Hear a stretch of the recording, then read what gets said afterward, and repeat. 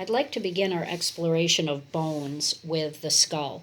And I want to point out before I start that at the very end of this chapter you have a word bank. And that word bank will tell you what bones and muscles you need to know and their location. It will also be present on your exam, so you won't have to know spellings. Okay, so let's start with the skull. And as far as orientation, you are looking at teeth. And the top teeth are embedded in a bone called the maxilla, whereas the bottom teeth are embedded in the jaw, and the jaw is called the mandible. Now, as you're looking straight on, it's a little hard to see, but I'll turn it to the side. This bone right here is called the nasal bone. And these bones here that make up the cheeks are called the zygomatic bone. So as I turn this, you're able to see a little bit better the size of the nasal bone, and that the zygomatic bones come all the way back into the temporal bone. So as we're on this side, let's take a peek at what we would expect to well, not see, but what different bones are here. So this area here is called the frontal bone. There's one of them, and the way we can actually tell them apart, if I can get this just right here, these are called sutures, and the sutures are the bones where they sewed together. Once you were born, though before you were born, those kind of floated, and that gave you the ability to come out of the birth canal and for the bones to kind of roll over one another, making the head a little bit smaller. So it was easier for you to exit the birth canal.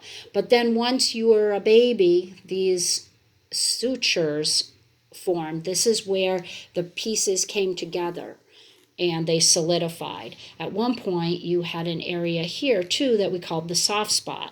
And any parent knows you're told to be very careful because that's where the bone hasn't grown in yet. Okay, the bones come together, but there's an empty space. But you can see in this adult skull model that the space is gone. So here is our frontal bone. And these two on the side, and you can see the sutures going down the back, but both of these are called parietal bones. So we have two parietal bones, and if I lift this a little bit, you can also see if right here, this is called the occipital bone. I'm going to turn this guy back around, and the temporal bone is here. Okay, and we know about the temporal bone, right? We hear about the temple, up in our temple, and that's where the temporal bone is. The sphenoid bone is right behind the eye, and some of your instructors may want you to know that one as well.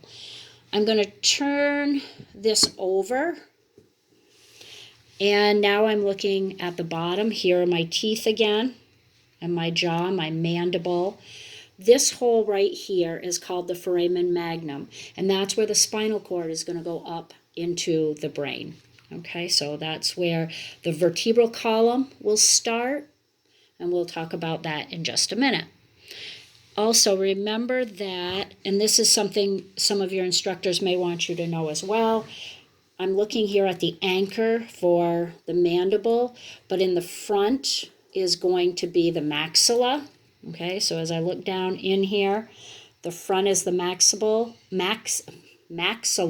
there we go, and the back here is called the palatine bone. All right, so I'm thinking that may be all I need. Let me take a peek.